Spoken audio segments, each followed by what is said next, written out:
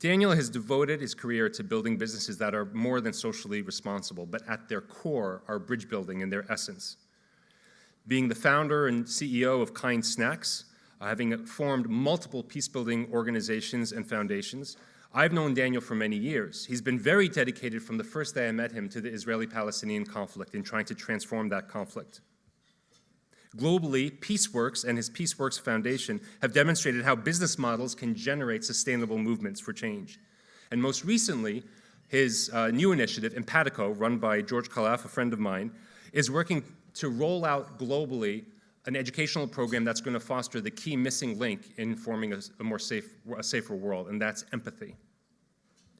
But I want to tell you one quick story about Daniel, and I hope I won't embarrass him, because when I was meeting with him in his office, even before I think we offered you this award, Daniel, we were talking just about peace building and what you were doing and what we were doing and what we might do together.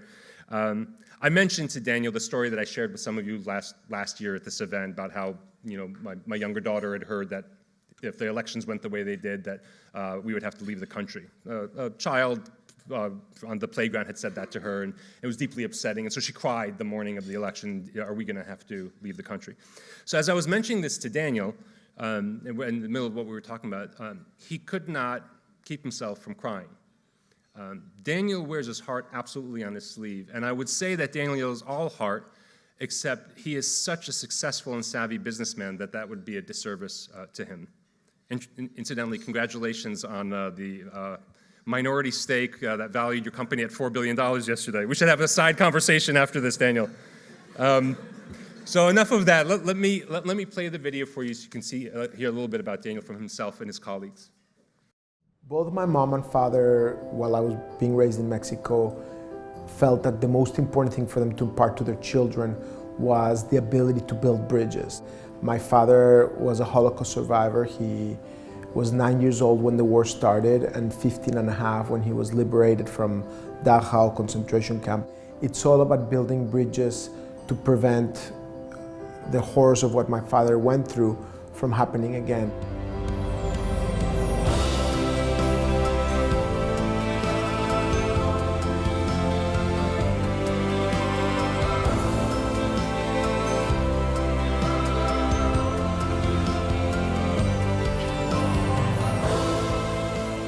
I've never met anyone like Daniel before, ever.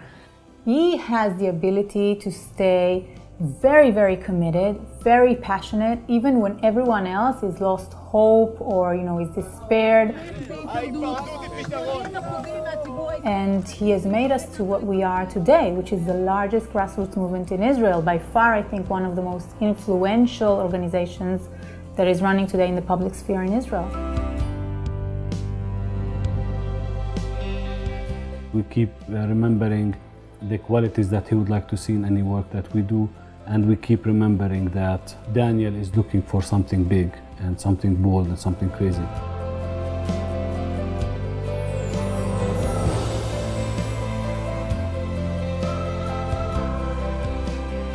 I had the idea for Kind bars, which were healthy snacks whose ingredients you could see and pronounce that were nutritionally rich.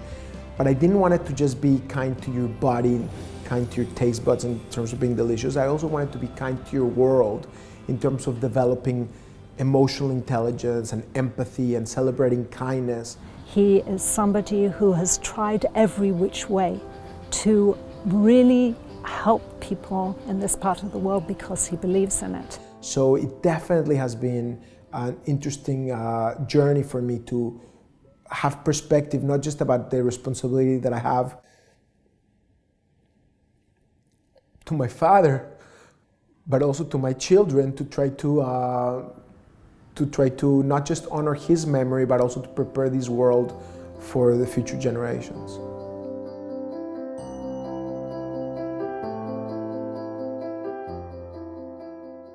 Daniel, please come up and accept the award.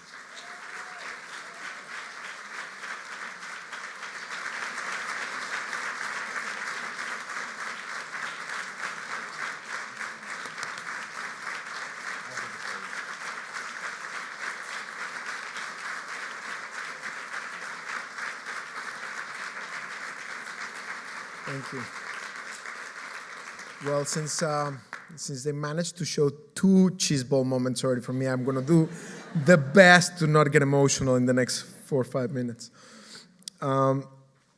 Thank you, guys. I don't like awards, but I accepted this one because Search for Common Ground is a very exceptional organization, and I'm very proud of the work that organizations I'm affiliated with do, but Search is really the best in class in the space of finding common ground between people, and I've seen it for many years from close. And as Shamil said, when we started working to try to bring peace in the Arab-Israeli conflict and focus on the Middle East, it never crossed my mind that the skill sets that they had developed to encourage understanding, and that the things that we had insights about in the Arab-Israeli conflict would be so essential today across the world, in the United States, in fighting alienation and division, and across Europe and across the world. And I think Search deserves all of the support that we can give it to them in order to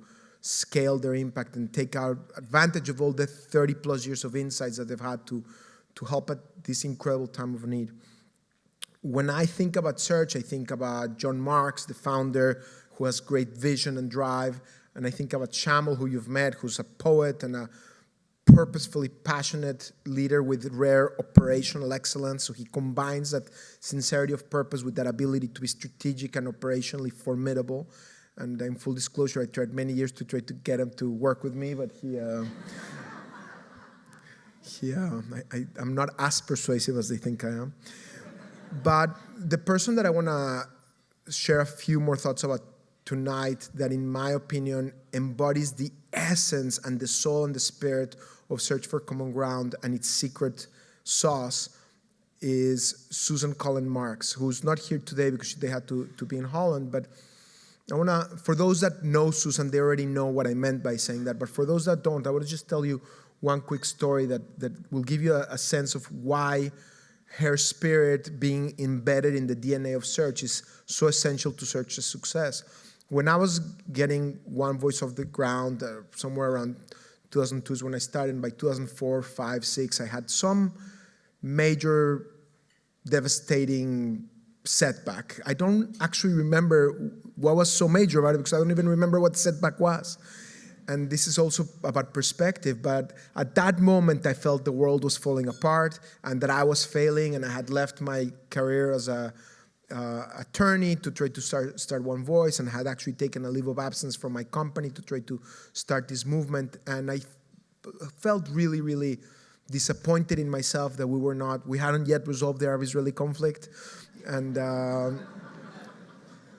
Susan looked at me when I actually said that seriously. And she had so much empathy and so much warmth and so much patience and almost such ability to give you perspective. And she explained to me how it may be wonderful to look at Mahatma Gandhi or at Martin Luther King and inspirational, but that's not the standard that we need to hold ourselves against every day or even in our lives. We just need to do our best and recognize in today's day and age, it takes all of us doing our little parts to forge change and to have impact. And her words stayed with me and gave me hope and maybe gave me a little bit more ability to forgive myself for not having the pace of change that I felt is necessary to prevent what happened to my father from happening again to others. But the more time that has elapsed since those words, the more that I have come to realize the deep, deep wisdom about her words, that it's not in that final destination that lies your purpose. It's in the journey itself. And people talk a lot about how the journey is as important as the destination. But in my opinion, the more I've thought about it, the journey is even more important than the destination. And it's in those moments, the way we live our lives every single day, and the way we treat each other, and the way to try to practice those sometimes very challenging skill sets of critical listening, particularly when you're feeling aggrieved or upset, to try very hard, whether it's with your wife that you love so much or with someone that you consider a rival in business or in life, particularly in those difficult moments when you just pause and try to listen. And in every single moment that you live through your life, when you're walking through the subway, when you're in every single moment and human interaction, the opportunity that you have to search for common ground and to listen to one another, it's then that you are defined as a human being, because the sum total of who you are, 5, 10 years from then or your lifetime later, is defined by how you've treated every fellow human being across your journey. And the danger that all of us have as human beings is that sometimes, particularly those of us that feel very purposeful and we think we're doing something very important, that you start thinking that you have license to focus on that goal, but you can forget how you're getting there. And that's why you end up having situations where people become arrogant, or you have this horrible situation with sexual harassment we're learning so much about in the last several weeks, where people just feel like they have a license to do whatever they want because they're so important in life. And the more successful you are, the more that you're in danger of starting to fall prey to the belief that you're so special, that you're exempt of the requirement of behaving with kindness and dignity every single moment, that every single moment matters. And Susan and Search for Common Ground, in their very DNA, understand this, and all the programs that they do speak with the gentleness and kindness and humanity and depth and poetry that we just heard Shamil talk with. And it's so important for all of us to bear that in mind as we all try to follow in the footsteps and make our contributions in every day of our lives, and also in the most meaningful ways we can to try to heal this world. It's not going to heal by itself, and it's going to require all of us to play a role in that. And if we conduct ourselves with the honor and kindness and respect that Susan or my father always, in her case, does, and my dad did, he passed away in 2003, but with that respect and kindness and humanity in every day of our lives, then I think we will look back with enormous pride about the lives we've led, and hopefully impact we had in goals, but the impact that we had throughout our lives in every one of those small interactions. So thank you, Shamil, and thank you to everybody, and let's do everything we can to support Search.